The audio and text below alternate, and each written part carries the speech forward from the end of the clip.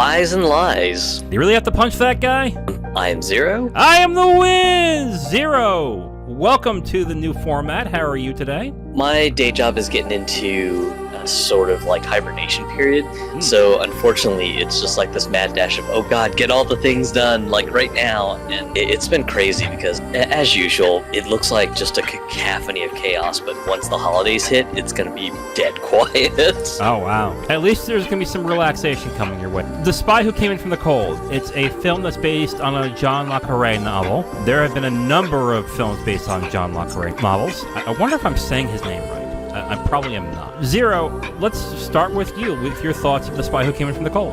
This one was a great classic movie, mostly from the fact that there's just so many mind games. And I think that's really what kept me on my toes, because I was just like, I think I know where this is going to go, and then it's like, bam! And you're just like, oh! What the? I was just riveted just from the spycraft. That's the interesting thing about movies based on those types of novels, is they are a direct opposite of what we're used to in spy films. Like, just last year, from this day, we were watching James Bond films. And then to start this year off, we're starting with John Le Carre, which is a very different style of spy films, which I didn't do that on purpose. I'm gonna swear to you right now, I didn't do that on purpose, but it is definitely interesting seeing the two together and going, there's a lot of differences here. I really liked this film as well. I think the thing that I liked most was actually Richard Burton, with a coolly measured performance. You kind of can't tell what he's gonna do or what he's capable of, and that's kind of the point of his character. You're not supposed to understand what he's doing because he is a spy, and that is his job. You're not really supposed to know that he is a spy, so he has to be very guarded, very measured. And I thought this was a very captivating performance by him. Yeah, Richard Burton's performance was excellent, especially because, like, one minute he's calm, cool, and collected, and another moment he's just like, okay, I need to do something to grab the attention of the authorities and intentionally get arrested for something, and then just boom, kind of like you alluded into the intro, he just punches this guy right in the face, and it's just like, oh man, that is prime spycraft right there. Yeah. Did you know who that grocer was? No, not offhand. That's the guy who was playing M throughout the entire time, from Connery up to about Moore, I believe. He was M. Wow. Yeah. When I saw Bernard Lee, I was like, no way, is that?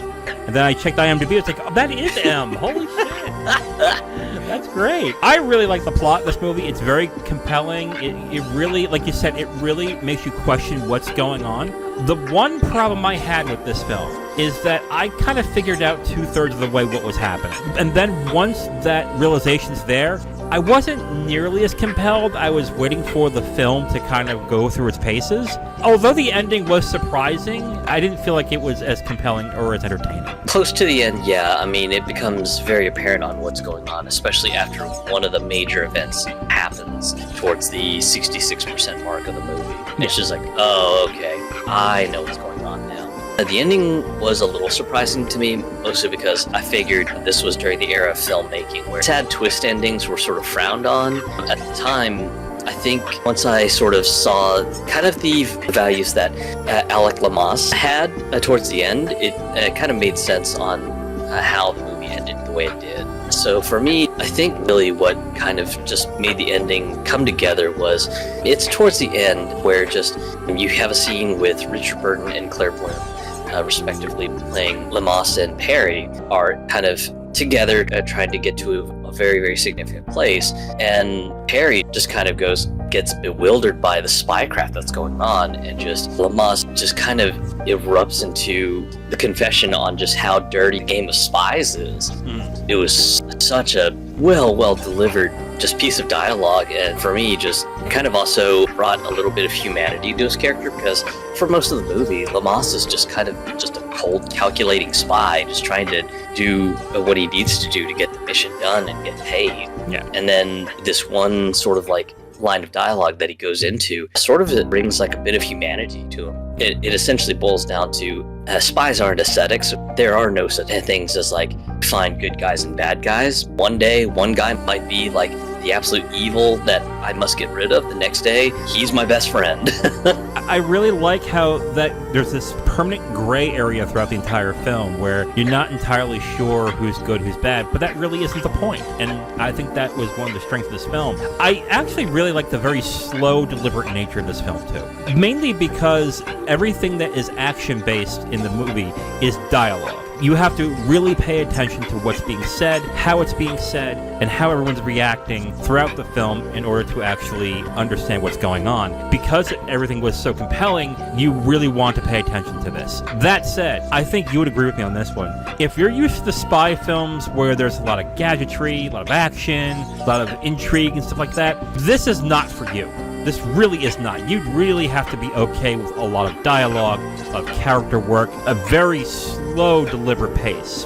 Do you agree? Yeah, this one is definitely more on sort of like the psychological and political thriller sort of territory. All right, Zero, so that is it. Before we get into our ratings, I want to go over what the ratings were for everybody else here. At Letterboxd, this is a 3.9 out of 5. Rotten Tomatoes has this at an 86%. A little surprised it's that low. I would think it would be a 90. And it was nominated for 2 Oscars at the time, and one of them was for Richard Burton for Best Actor. So, Zero, what is your rating for The Spy Who Came In From the Cold? 4.5 stars out of 5. Nice. I just thought this was excellent. Yeah, sure, just things become apparent towards like the late third of the movie, but the delivery of the lines by Richard Burton were just so good.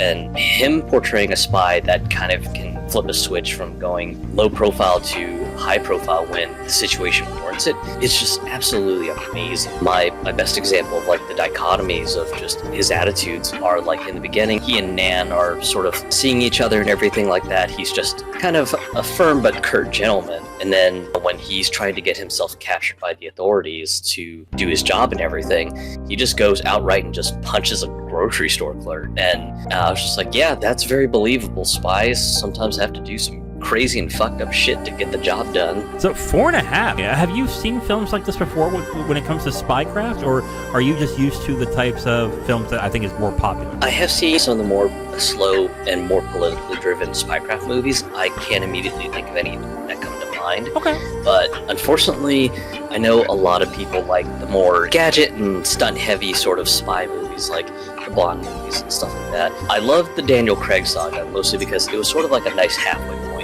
You got some gadgets, but they're not like absolute win button gadget. Hey, here's a watch that's also a laser and GPS, and it's got like C4 laced into it. It's just like, okay, guys, that's just I win button contained in a watch. Yeah, definitely. I'm gonna give this a 3.5 out of 5, and mainly because I've seen other adaptations of La Carre novels, and I think this is the second best, but I think Tinker Tailor is the best one. But this is actually very good.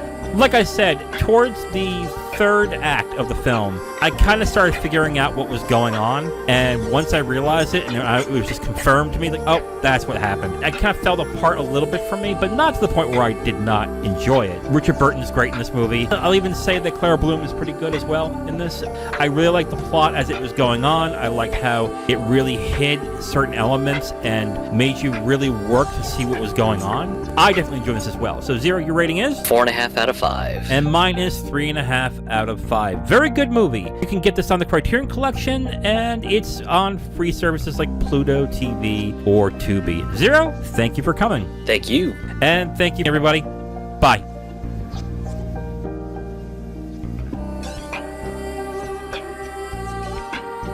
Thank you for watching this video. If you liked it, please like it. If you didn't, please subscribe. And if you have questions or comments, go ahead and leave a comment whether you liked it or not. It just helps, you know. If you want my written reviews, you can go onto my Letterboxd at IamThatWiz, or you can go to my website at IamTheWiz.com. Thank you very much again for watching. See you next time.